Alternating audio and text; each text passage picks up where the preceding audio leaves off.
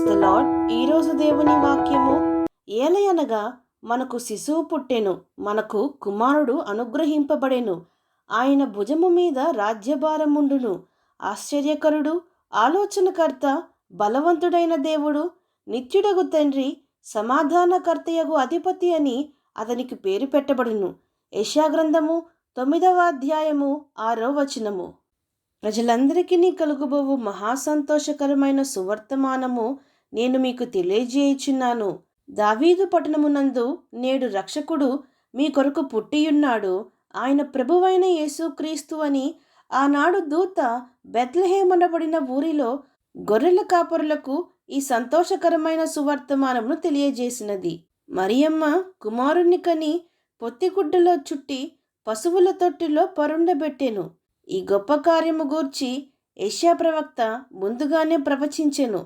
మన కొరకు శిశువు పుట్టెను, మన కొరకు దేవుని కుమారుడు అనుగ్రహింపబడెను, ఆయన భుజము మీద రాజ్యభారముండును.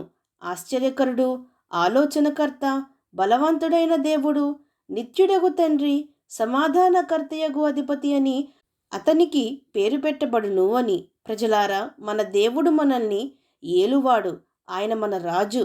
ఆశ్చర్యకరుడైన ప్రభువు మన మధ్యన ఉన్నాడు, అనగా ఆశ్చర్యమైన కార్యములు జరిగించే దేవుడు మనకు ఉన్నాడు. ఏ మాయలు చేయనక్కర్లేదు, ఏ మంత్రములు చేయనక్కర్లేదు, మనల్ని మనమే హింసించుకొనవలసిన అవసరము లేదు, ఏ బలిని అర్పింపవలసిన అవసరము లేదు. దేవుడు మన జీవితంలో అద్భుత క్రియలు చేయాలంటే ముందుగా మనము ఆయన యందు విశ్వాసముంచవలెను. ఆయనకిష్టులుగా జీవిస్తే ఎటువంటి అపనమ్మకము, ఎటువంటి చెడు క్రియలకు చోటియకుండా తండ్రికి లోబడి తగ్గింపు తత్వం కలిగి ఉంటే దేవుడు మన జీవితంలో ఊహించలేని గొప్ప కార్యములు చేయును. ఆలోచనకర్తగా ప్రభువు మనకు తోడుగా ఉన్నాడు. మనము ఆయన అధికారమునకు మన జీవితంలో ఉండునట్లుగా చోటిస్తే, మన జీవితము, మన మార్గములు ప్రభువు చేతికి అప్పగించితే దేవుడు తన ఆలోచనల ద్వారా తన మార్గంలో మనల్ని నడిపించును. ఆయన మన మీద దృష్టి ఉంచి మనకు ఆలోచన చెప్పును, మనకు ఉపదేశము చేసి మనం నడవవలసిన మార్గములను ఆయన మనకు బోధించును. అలాగుననే మన దేవుడు బలవంతుడు, బలమైన బాహువు కలిగిన దేవుడు. ఆయన కుడి చేయి మనల్ని ఆదుకును, ఆయన దక్షిణ హస్తం మనల్ని లేవనెత్తి రక్షించును. ఆయనే మన బలమైన కోట, కొండ, అండ, కేడము.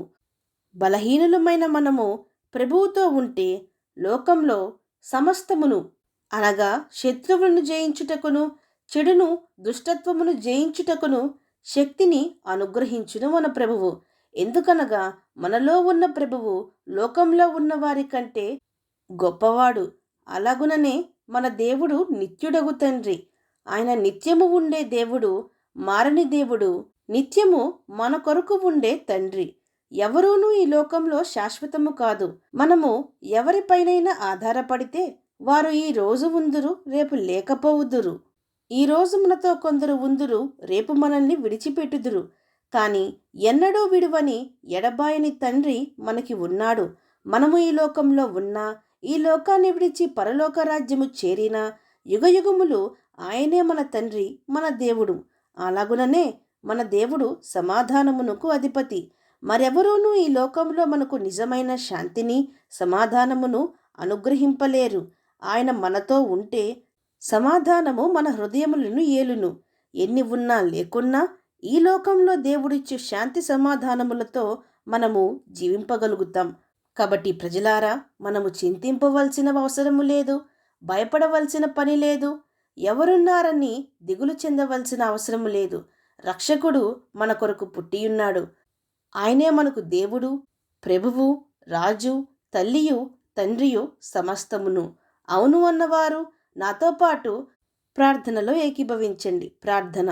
పరిశుద్ధుడా, ప్రేమగల తండ్రి, ఈరోజు మీరిచ్చిన ఈ వాక్యమును బట్టి మీకు స్తోత్రములు. దేవా, మా కొరకు, యోగ్యత లేని మా కొరకు, అర్హత లేని మా కొరకు, దేవునితో సమాధానమును, సంబంధమును కోల్పోయిన మా కొరకు రక్షకునిగా మీరు జన్మించారు. పోగొట్టుకున్న సమాధానమును, శాంతిని, పరిశుద్ధతను, జీవమును, దేవునితో సహవాసమును మరలా మేము పొందుకునుటకు ఈ లోకంలో రక్షకునిగా మా కొరకు జన్మించారు తండ్రి. మీకు లెక్కించలేని స్థుతులు స్తోత్రములు దేవా. మా రక్షకుడు మరలా తిరిగి రాబోచున్నాడు అని ఎరిగి అందుకు సిద్ధపాటు మేము కలిగి ఉండుటకు మీరిచ్చిన విలువైన రక్షణను స్వీకరించి మీ బిడ్డలుగా మార్చబడుటకు, అలాగుననే ఇతరులను కూడా మీ రక్షణలోకి నడిపించుటకు మా ప్రతి ఒక్కరికి నీ సహాయము దయచేయమని ప్రార్థిస్తూ సమస్త మహిమాగంతులు మీకే చెల్లిస్తూ ప్రభువైన యేసుక్రీస్తు నామం పేరట అడిగి వేడుకొనుచున్నాం పరమ తండ్రి. ఆమేన్.